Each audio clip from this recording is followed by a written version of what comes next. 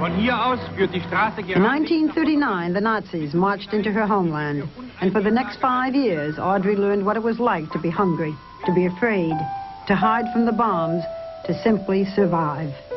After the war, she threw her heart and soul into ballet, but she was considered too tall. She had no interest in acting, but took a small non-speaking role in this film called Dutch in 7 Lessons. Look, I'm making a film about Holland. I'm only here for 7 days. Will you help me? You will? That's sweet of you. Then in 1951, she was persuaded to screen test for a Hollywood film. They were looking for an unknown to play a princess who takes a one-day vacation from royal responsibilities. The film, of course, was Roman Holiday. I'm a good cook. I can earn my living at it. I can sew, too, and clean a house and iron. I learned to do all those things. I just haven't had the chance to do it for anyone. She won the Academy Award for that performance, and for the next 16 years, Audrey Hepburn changed the definition of femininity. She was like no other actress, childlike, vulnerable, and wonderfully expressive. I'm too thin, and my ears stick out, and my teeth are crooked, and my neck's much too long. Maybe so, but I love the way it all hangs together. Audrey also looked different. Tall, bone thin, and wearing fashions by Givenchy, Audrey created a look. I love your funny face, your sunny, funny face. She married and divorced twice. First to her co-star in War and Peace, actor Mel Ferrer. Second to Italian psychiatrist Andrea Dotti. She has 2 sons, Sean from the first marriage, Luca from the second. These days she lives a quiet life in Switzerland with Robert Walters and 4 Jack Russell Terriers. Her last successful film was in 1967. It was called Wait Until Dark. It was a huge hit, but it surprisingly marked the end of her full-time acting career. Audrey virtually disappeared and became somewhat of a mystery. We leave again, I think, on the 5th of March. Today, she is the special ambassador to the United Nations Children's Fund, UNICEF. We caught up with her in Mexico at the Acapulco Princess at the end of her Central American tour. In less than 2 months, she'll turn 60, but her beauty and enchantment seem ageless. Do you know how wonderful looking you are? I mean, you must hear people say it. I hear you say it, Barbara. Thank you. I mean, that face. It's very hard for me to understand. You know how one feels about oneself, and you look at yourself in the mirror, and I don't stand there and say how wonderful I look. But I'm thrilled because it means that, as I don't think, and I never thought I looked like anything much, I did make an effort. I've also been asked why. I find I appeal to women, perhaps more than men even. It's terrible to talk about yourself. You see, my mother wouldn't approve of this. All right, it's okay. But my looks are therefore attainable. How? Because, tell me how. Because they can look like Audrey Hepburn if they want to, by cutting off their hair, by buying the large glasses, by having the little sleeveless dresses. I'm not talking about now. Yeah, I created a look in order to make something of myself. I should show you my early looks like pictures it on the too. Today Show. I copied you. I had the hair comb from Roman Holiday. I had I didn't realize until you told. I had the eyeliner that went around to make my eyes big. I never made it, I must say. But I remember copying that look. Most women do these things. But, you know, I worked at it, and the result has been a look. A look. But which can be attained. There is one thing about you. Special. There is one thing about you that almost none of us can attain. Do you know what I'm going to say? Why are you so thin? Thin? Thin. Don't tell me you don't think you're thin. I was born thin. My grandmother on my father's side, we had exactly the same figure. Just lucky. I eat very well. Very well. And I eat everything I want. Real. Which is nice. And nothing puts the weight on. No. How tall are you? 5'7". 5'6", 3/4". Can I ask what you weigh? 50 kilos. That is. How much is that in pounds? I think it's 110. 110. Ah.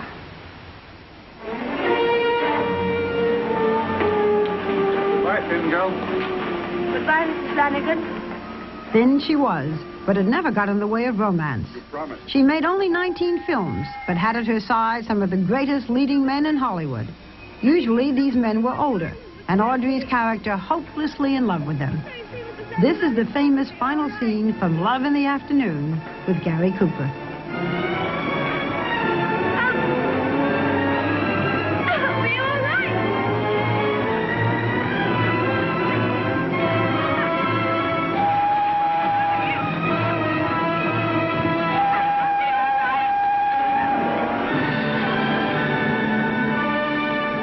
In her second film, Sabrina, 24-year-old Audrey was cast alongside a 35-year-old William Holden and ended up with a 54-year-old Humphrey Bogart.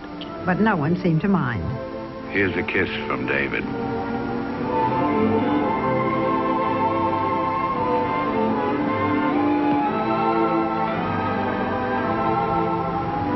It's all in the family. But I do remember, for instance, that when I did Charade, Cary Grant, who was had great taste in everything he did say that he would do the part, but there should be no love scenes per se, because he also was quite a bit older than myself. No, no kissing and all of that. And I don't think anybody ever noticed that there wasn't. Do we know each other? Why, do you think we're going to? I don't know. How would I know? Because I already know an awful lot of people, and until one of them dies, I couldn't possibly meet anyone else. Well, if anyone goes on the critical list, let me know. Quitter. There was that wonderful wedding scene in Funny Face.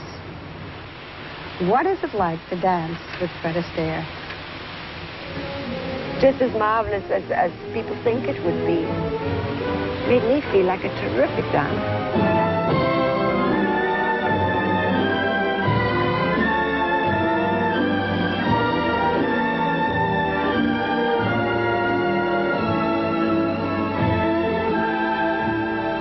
In all, Audrey was nominated for 5 Academy Awards, including a nomination for her performance as Holly Golightly in Breakfast at Tiffany's. Suddenly you're afraid and you don't know what you're afraid of. Do you ever get that feeling? Sure. When I get it, the only thing that does any good is to jump into a cab and go to Tiffany's. Calms me down right away. It was in this film that Audrey introduced this Oscar-winning Henry Mancini classic to the world. My huckleberry friend, oh, river and me. She had a nice voice, but they barely used it 3 years later when she starred in My Fair Lady. Instead, another singer's voice was dubbed in. The film was a hit, but Audrey was criticized for taking a role that many considered to be wrong for her. The rain in Spain stays mainly in the plain. I think she's got it. I think she's got it. The rain in Spain stays mainly in the plain. By George, she's got it. By George, she's got it. Now once again, where does it rain? On the plain, on the plain. And where's that soggy plain? In Spain, in Spain. When you did My Fair Lady, there were some people who thought that it should have been Julie Andrews since she had starred on Broadway. Did you feel funny about that? I totally agree. It should have been Julie Andrews. In fact, I told my agent that I didn't want to do it because I felt it should be her. And for some crazy reason, and Hollywood has often been crazy, perhaps because she then didn't have a big enough name, I don't know. They decided to give it to yet another person. But I felt I was entitled to do it as much as the third girl, so then I did accept. You made the film Wait Until Dark in 1967, and then it was something like 10 years before you made another film. Why did you stop? I quit movies to stay with my children because I couldn't take the stress of being away from my son. I missed him too much. I became emotionally unhappy. Some people could deal with that. So they can have their career and the marriage and the children. I was miserable both ways, you know. It is not easy I mean, I think everybody agrees, people who have careers. I have the greatest admiration for women who can do, not both, but all three, who have a career, who can take care of their husband and take care of their children. I could do 3 jobs. I could make a movie and shop and cook and maybe do something else. That doesn't wear me out. I cannot deal with too many emotions. You were married twice. Marriage was very important. True? Both marriages broke up. You have a son from each.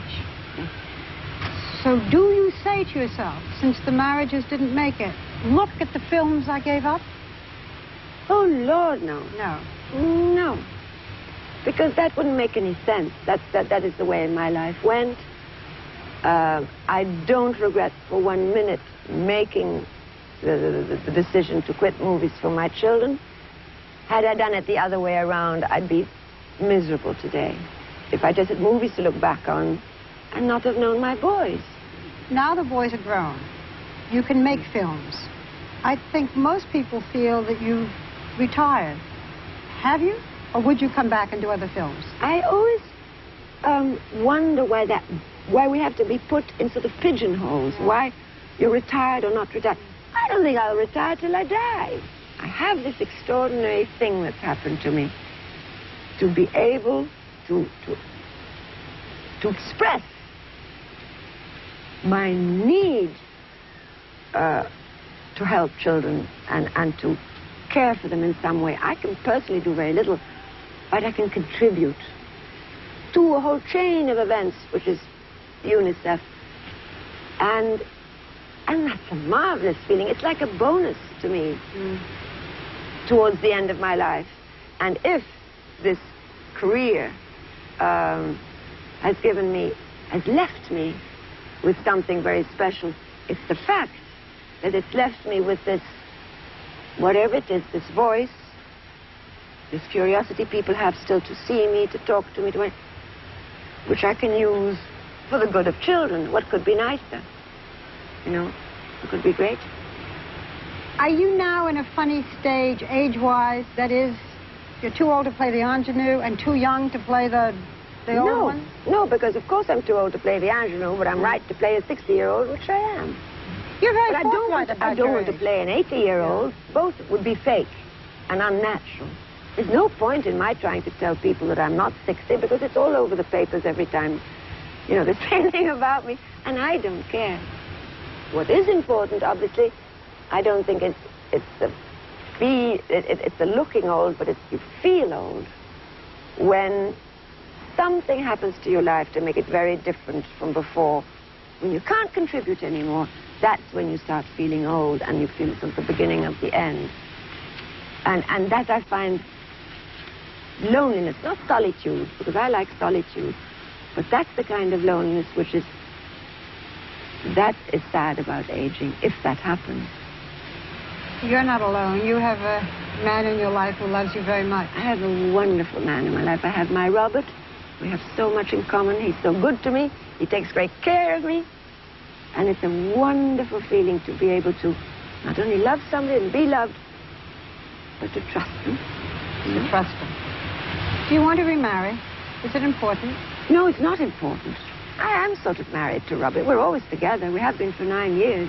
But you haven't married him. No. There's no reason for not marrying or marrying. You know? Actually, in fact, maybe this way it's a little more romantic. Are you happy? Very. The best time of your lucky, life? Best time of my life. Isn't that interesting? Took a while, but I got there. Every person who has seen a film of yours has their favorite film. But for you, which one do you want to be remembered by? Well, I suppose perhaps by the one I was discovered, which was Roman Holiday. I have a very special feeling of tenderness for that picture. Which of the cities visited did Your Highness enjoy the most? Rome. By all means, Rome.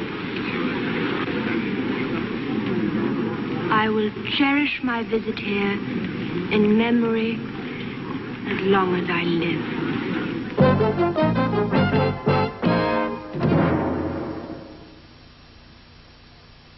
Some people say I'm attractive.